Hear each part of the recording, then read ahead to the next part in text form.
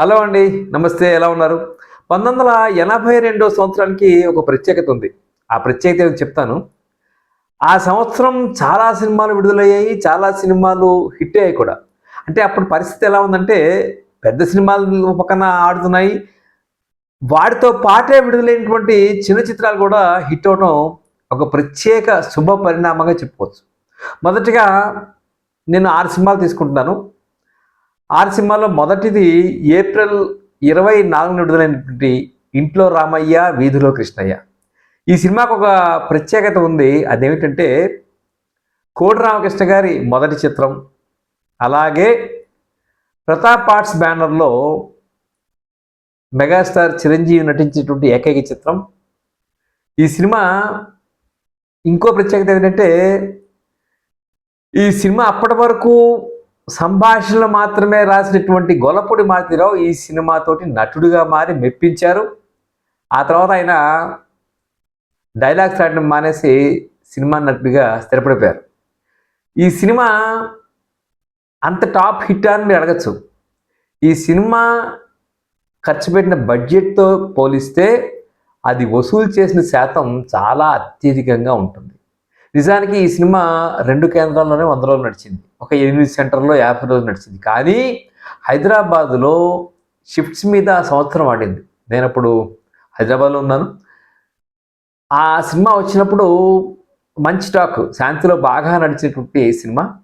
JV రాఘవులు సంగీతం చేశారు. ఈ సినిమా పాపం విచిత్రం ఏంటంటే, తరంగిణి సినిమాని మొదలుపెట్టి ఈ సినిమా కోసం తరంగిణి సినిమాని ఆపేశారు. తరంగిణి సినిమాని మళ్ళీ ఇదే సంవత్సరంలో తర్వాత ఎప్పుడో అక్టోబర్, నవంబర్‌లో రిలీజ్ చేశారు. అది కూడా పెద్ద హిట్ అయింది. అది సుమన్ నటించిన చిత్రం.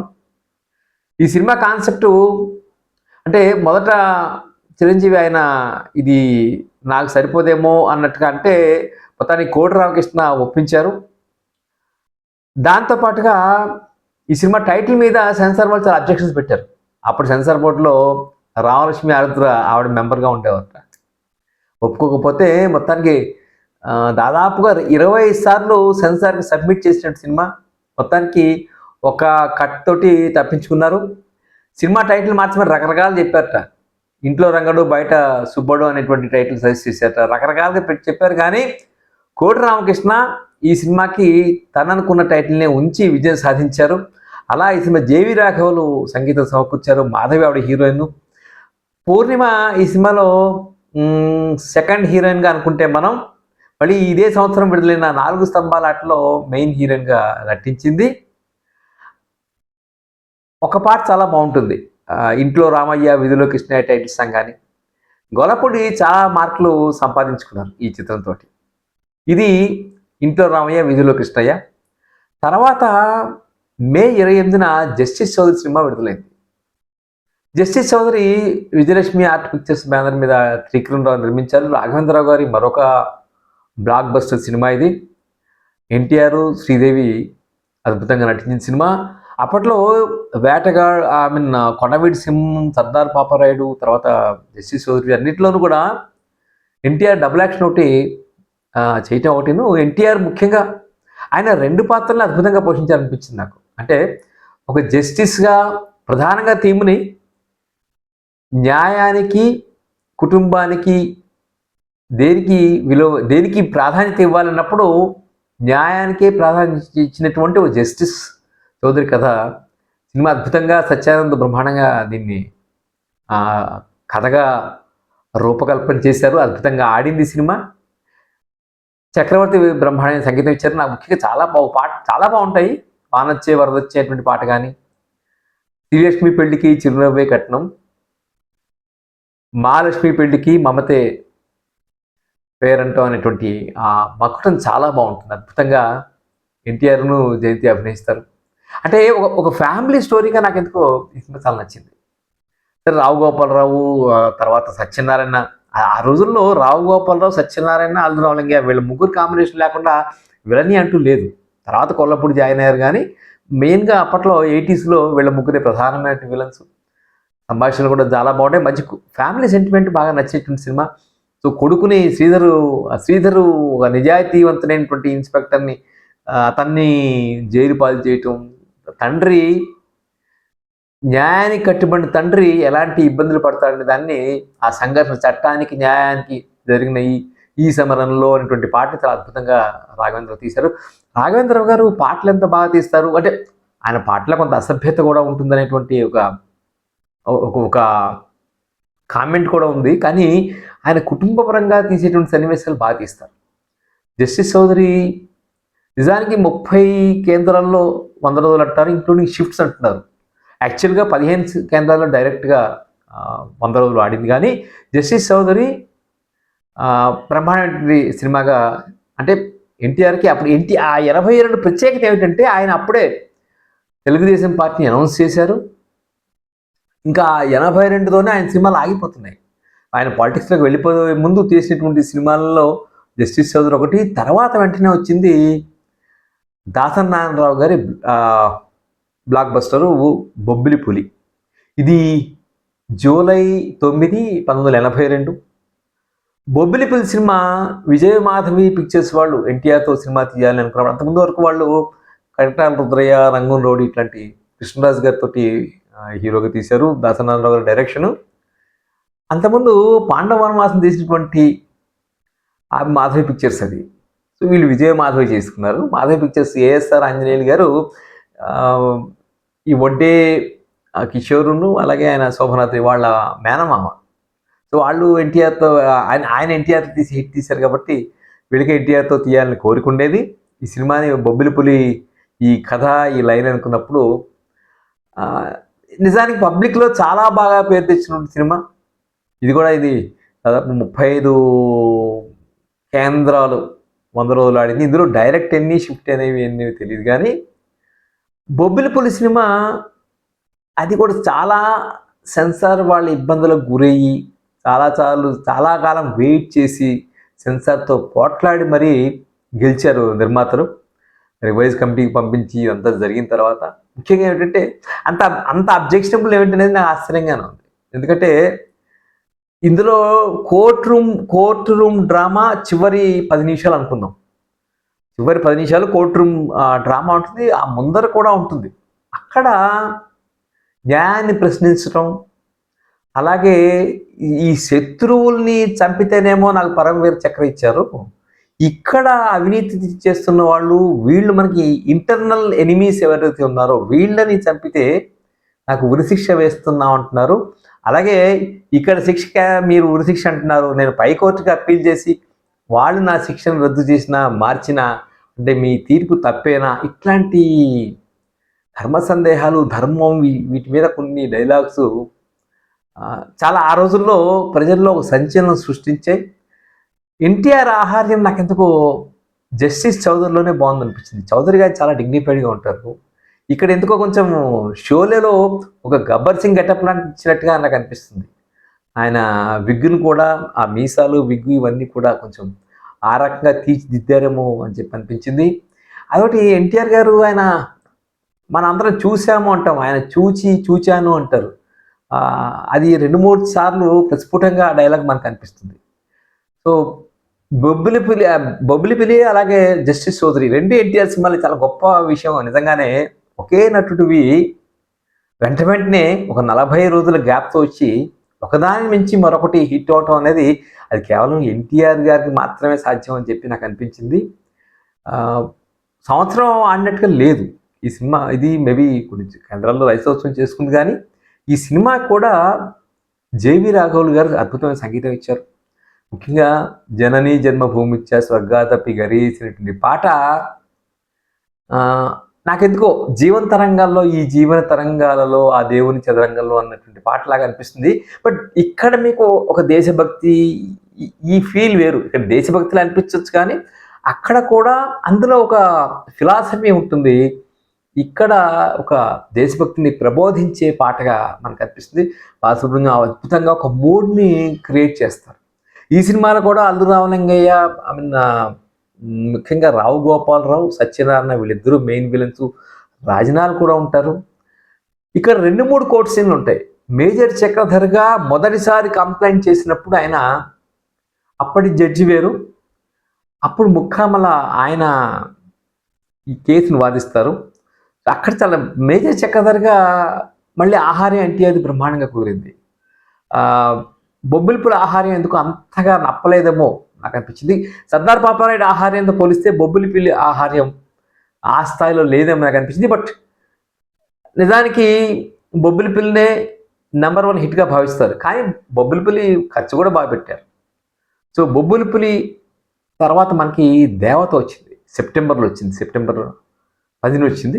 అంటే దాదాపుగా 2 నెలల తర్వాత వచ్చింది అనమాట. దేవత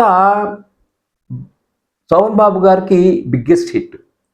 225 రోజులు ఆడిన సినిమా 19 కేంద్రాల్లో. ఇది డైరెక్ట్గా 19 కేంద్రాల్లో 100 రోజులు ఆడింది. ఈ దేవత నేపథ్యం కూడా ఆశ్చర్యంగా ఉంటుంది. ఈ సినిమాకి మొదటిసారిగా సత్యమూర్తి గారు స్టోరీ రైటర్గా పరిచయం అయ్యారు. సరే సత్యానంద్ గారు డైలాగ్స్ రాశారు కానీ కథ ఆ సత్యమూర్తి కదా, అంటే దేవిశ్రీ ప్రసాద్ వాళ్ళ నాన్నగారిది. అంతకుముందే ఆయన్ని ఒకసారి కాట్రగడ్డ మురారి పిలిచి ఆయనకు ఆంధ్రప్రభ నవలల పోటీలో మొదటి బహుమతి వస్తే ఆయన చదివి ఆయన పిలిచి ఏదో కథతో ఏదో అనుకున్నారు కానీ అది వర్కౌట్ కాలేదు. తర్వాత ఆయన వెళ్ళిపోయారు. అప్పుడు రాఘవేంద్రరావు గారు కలిసి రాఘవేంద్రరావు గారికి అది గుర్తుకొచ్చి మీరు అప్పుడు ఏదో కథ చెప్తా ఉన్నారు చెప్పండి అని చెప్పి ఈ దేవత కథని రూపొందించడం. అందులో 4 పాత్రలు అనుకోవాలి నా ఉద్దేశం. ఒక పక్కన శ్రీదేవి, జయప్రద, శోభన్ బాబు, దాంతోపాటుగా విలన్ పాత్రలో తనదైన శైలిలో డైలాగ్స్ పట్టినటువంటి మోహన్ బాబు. అలాగే దీనికి మాటలు మళ్ళీ సత్యానంద సమకూర్చారు. చక్రవర్తి పాటలు అద్భుతంగా మనకు తెలుసు కదా, ముఖ్యంగా ఇల్లు వచ్చే గోదారమ్మ అనేటువంటి పాట అది ఎంత బాగా పేరిందో నాకు ఆ రోజుల్లో బాగా గుర్తు. దేవత, బట్ ఐ స్టిల్ ఫీల్ దేవత బొబ్బిలిపులి కన్నా నాకెందుకో దేవతే కమర్షియల్గా ఎక్కువ సక్సెస్ఫుల్ అనిపిస్తుంది. అంటే అభిమానులు ఒప్పుకోకపోవచ్చు కానీ బట్ ఐ ఫీల్ నాకు దేవతే పెద్ద హిట్ అని నేను నమ్ముతాను. సో అలా దేవత ఒక పెళ్లికానుక సినిమాని ఇంచుమించుగా మళ్ళీ తీసినట్టుగా మనం చెప్పుకోవచ్చు. ఇది దేవత రికార్డు, అది కూడా హిట్ సినిమా.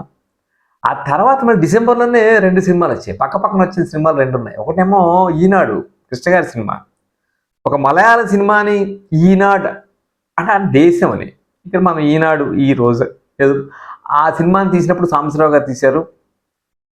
కృష్ణ గారికి 7-8 సెంటర్లోనే 100 రోజులు, కానీ అది క్రియేట్ చేసినటువంటి ఇంపాక్ట్ చాలా ఎక్కువ. కృష్ణ గారి 200 చిత్రం అల్లూరి సీతారామరాజు లాగా ఇక్కడ కూడా రామరాజు ఆయన పేరు. ఈ సినిమా కూడా జేవి రాఘవులు మ్యూజిక్ చేశారు. రండి కథలు రండి అనేటువంటి పాట చాలా బాగుంటుంది. ముఖ్యంగా విజయవాడ అలంకార సెంటర్ దగ్గర ఈ సైకిల్ తొక్కే పాట విచిత్రంగా డిసెంబర్లో ఈ సినిమా వచ్చింది, జనవరిలో ఎలక్షన్స్ జరిగినాయి 83 జనవరిలో. ఇందులో సైకిళ్ళ మీద తొక్కే పాట, అది తెలుగుదేశంకి ఆయన ఉపయోగపడింది అనేటువంటి ఒక టాక్ ఉండేది. ఆ పాట వలన తెలుగుదేశం కూడా బెనిఫిట్ అయింది అనేది. ఏమైనా ఒక రాజకీయ చిత్రం, పరుచూరి బ్రదర్స్ వాళ్ళ మార్కు లేదంటే వాళ్ళ స్టాంపు ఉన్నటువంటి డైలాగ్స్ సినిమాలో చాలా ఉంటాయి. ఇక్కడ కూడా మలయాళ సినిమాలో ఇద్దరు పొలిటికల్ ప్రత్యర్థుల్లా కనిపిస్తే ఇక్కడ దాన్ని భావమధుల్లా చేసి తెలుగు ఆడియన్స్ కోసం మార్చారు. అలాగే ఒరిజినల్గా అనుకున్న హీరో శ్రీధర్ట ఈనాడుని ఒరిజినల్గా తీద్దాం అనుకున్నప్పుడు, కానీ ఎప్పుడైతే పరుచూరి బ్రదర్స్కి ఇచ్చినప్పుడు పరుచూరి బ్రదర్స్ వాళ్ళు మీరు కృష్ణ గారు మీరు చేస్తే బాగుంటుందని చెప్పి ఒప్పించారు అది. సో అలా ఈనాడు సినిమా 6 సెంటర్లే కదా అనొచ్చు, కానీ కృష్ణ గారికి 6 సెంటర్లు అంటే మరి చాలా ఎక్కువే కదా. అలా ఈనాడు ఒక ఇంపాక్ట్ క్రియేట్ చేసిన సినిమా. మళ్ళీ డిసెంబర్ 20నే వచ్చింది త్రిశూలం సినిమా. నిజానికి త్రిశూలం సినిమా పెద్ద హిట్ కాకపోవచ్చు, కానీ యువ చిత్ర బ్యానర్లో వచ్చిన సినిమాలలో సీతామహాలక్ష్మి, గోరింటాకు, ఆ తర్వాత మళ్ళీ వచ్చేటువంటి త్రిశూలం కూడా ఒక జాగృతి అనే నవల తీశారు. అందులో ఒక అభ్యుదయ భావాలు ఉంటాయి ఆ నవల్లో, అది తీశారు. అలాగే ఇక్కడ కూడా జయసుధ, అలాగే శ్రీదేవి హీరోయిన్స్. ఇక్కడ మహాదేవన్ గారి బ్రహ్మాండమైన సంగీతం, పెళ్ళిళ్ళు సందిళ్ళు అనేటువంటి పాట కానీ, రాయిని ఆడది చేసిన రాముడు అనేటువంటి పాట, ఈ పాటలు చాలా బాగుంటాయి. రేడియోలో అని ఒక మ్యూజికల్ హిట్గా చెప్పుకోవాలంటే త్రిశూలని చెప్పుకోవాలి. మహాదేవన్ గారు యువ చిత్ర బ్యానర్లో అసోసియేట్ ఉన్నారు కదా. అయితే ఈనాడు సినిమాతోటి కొంచెం త్రిశూలం వెనకబడింది అంటారు, కానీ ఇవి మేజర్ సినిమాలుగా మనం చెప్పుకుంటే మధ్యలో వచ్చిన సినిమాలు కొన్ని చిన్న చిన్నవి కూడా ఉన్నాయి. తరంగిణి చెప్పా కదా, తరంగిణి అక్టోబర్ నవంబర్లో వచ్చింది, అది కూడా ప్రమాణాన్ని హిట్ అయింది. తర్వాత మే 28న జస్టిస్ సోదరు వస్తే జూన్ 10న 4 స్తంభాల ఆట వచ్చి బ్రహ్మాండంగా ఆడింది. ఆ తర్వాత కొద్ది రోజులకు వచ్చినటువంటి శుభలేఖ సినిమా బ్రహ్మాండంగా ఆడింది. అంటే ఆ రోజుల్లో పెద్ద సినిమాలు చిన్న సినిమాలు పక్కపక్కన ఉండి బ్రహ్మాండంగా ఆడేటువంటి రోజులవి. తెలుగు సినిమాకి 1982 ఒక గొప్ప ఇయర్గా నాకు నిలిచిపోతుంది అనిపిస్తుంది. ఇంకా ఆ ఏడాది సినిమాలు చాలా ఉన్నాయి. కృష్ణ గారు, సోహన్ బాబు గారి సినిమాలు ఇంకా చాలా ఉన్నాయి, వాళ్ళవి కృష్ణరాజు గారి సినిమాలు. కానీ ప్రధానంగా సినిమాలు మనం చెప్పుకోవాల్సి వస్తే ఈ 6 సినిమాలు ఆ సంవత్సరం బాక్స్ ఆఫీస్ని డామినేట్ చేసిన సినిమాలుగా నాకు అనిపించింది. సో ఈ 6 సినిమాల్లో ఏది గొప్పది అని మీరు కరెక్ట్గా అడిగేస్తే అది 3.5 కోట్లు 4 కోట్లు తీసుకొని బొబ్బిలి పులి పెద్ద హిట్ అని చెప్పేసి ఈజీగా చెప్పేసి, కానీ దానికి ఉన్న బడ్జెట్కి చూసినప్పుడు ఇంట్లో రామయ్య, వీధిలో కృష్ణయ్య డెఫినెట్గా పెద్ద హిట్, దాన్ని మనం కాదనలేము. సరే, జస్టిస్ చౌదరి ఒక కమర్షియల్ ఫార్ములాతో తీసి బ్రహ్మాండంగా హిట్ కొట్టారు.